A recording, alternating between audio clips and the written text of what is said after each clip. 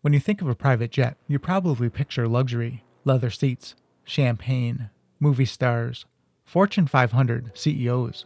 But what if I told you the airplane that defined business aviation didn't begin life as a luxury aircraft at all?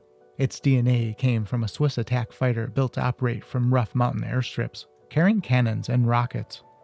And somehow, that failed military project became one of the most recognizable private jets ever built.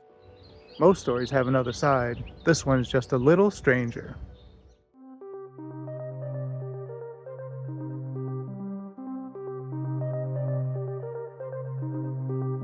I'm Bill, and this is Buffalo Air Park. Let's dive in. The story really begins with a man who rarely accepted the word impossible. William Powell Lear, better known simply as Bill Lear, never finished high school. He left after the 8th grade, yet became one of the most prolific inventors of the 20th century. His work helped create the first practical automotive radio, technology that eventually became part of Motorola. Later, he developed the 8-track tape system. But despite all of those successes, airplanes remained his greatest obsession. Lear was brilliant and notoriously impatient. One of his test pilots once joked that Lear fired most of his employees at least once a week, and the smart ones simply came back to work the next morning as if nothing happened. By the late 1950s, Lear had moved to Switzerland, where he discovered an airplane that most people had already given up on. The Swiss company FFA had developed the P-16, a rugged ground attack fighter designed specifically for Switzerland's unique geography.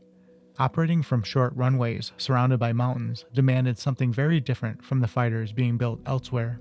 The P-16 featured an exceptionally thin, rigid, straight wing built around an 8-spar structure that resisted flutter at high speed. The wing was so thin that there wasn't enough room for fuel, so engineers mounted permanent fuel tanks on the wingtips instead.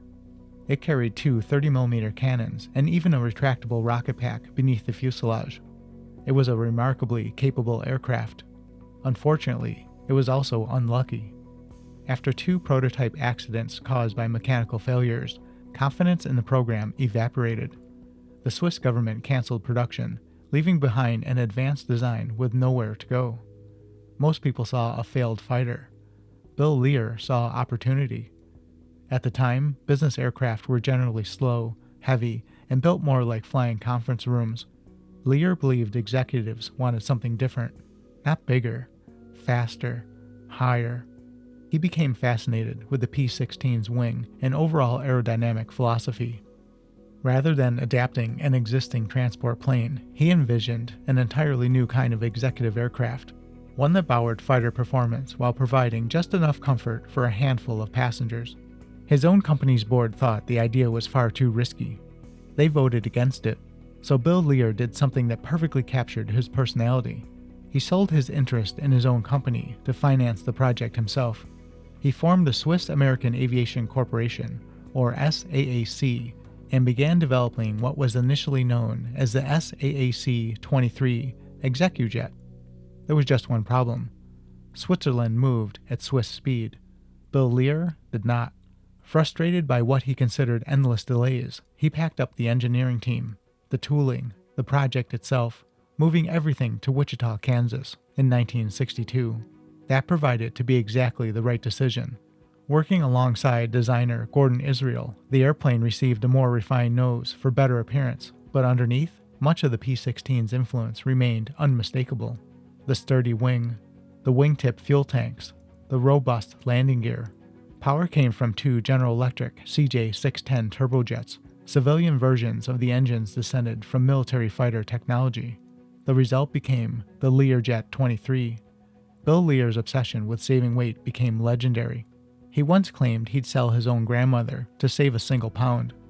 Whether he meant it or not, the airplane reflected that philosophy. The cabin was compact, less than 5 feet wide and high. Standing upright simply wasn't an option. When critics complained, Lear dismissed them with characteristic confidence. You can't stand up in a Cadillac either.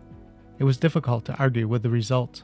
The Learjet climbed with astonishing speed and cruised far above weather that slowed most other business aircraft. Pilots quickly nicknamed it the Pocket Rocket. Celebrities, entertainers, and business leaders embraced it almost immediately. Frank Sinatra famously owned one, flying thousands of miles with friends, making the airplane almost as recognizable as he was. Its sleek profile soon became synonymous with success. Ironically, I have my own small connection to the Learjet.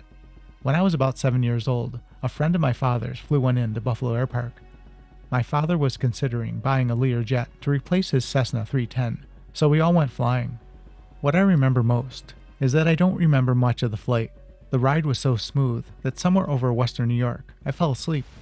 That didn't exactly impress my father, who was always trying to teach me something about flying. What I remember much more clearly happened before takeoff. While everyone was busy during the engine run-up, I discovered a shiny chrome cigarette ashtray built into the armrest. Naturally, I started snapping the lid open and shut, over and over, creating a perfectly rhythmic metallic clicking sound. For a few moments, my father thought something had gone wrong with one of the engines. Only after a brief panic did everyone realize the mysterious mechanical noise was me. Let's just say I spent the rest of the flight under strict orders not to touch anything. As exciting as the Learjet was, it also revealed the downside of adapting fighter aircraft thinking to civilian flying. The airplane demanded precision. Approach speeds were high. Landing speeds were high. Pilots transitioning from slower piston aircraft sometimes found themselves behind the airplane. During its early years, accidents occurred at an alarming rate as operators learned this wasn't simply another executive transport. It was still, in many ways, a fighter wearing a business suit. Fortunately, experience, improved pilot training, and later Learjet models steadily improved the aircraft's safety and capability. The idea Bill Lear envisioned didn't just survive, it transformed business aviation. More than 3,000 Learjets would eventually be built before production finally came to an end in 2022. Not bad for an airplane whose roots can be traced back to an orphaned Swiss fighter that never fulfilled its original mission. Sometimes aviation's greatest successes don't come from perfect airplanes.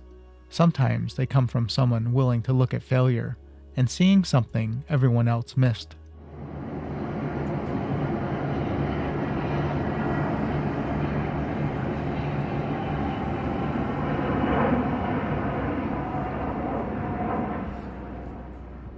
And that wraps up another tale from aviation's stranger side. Until next time, keep your eyes on the skies.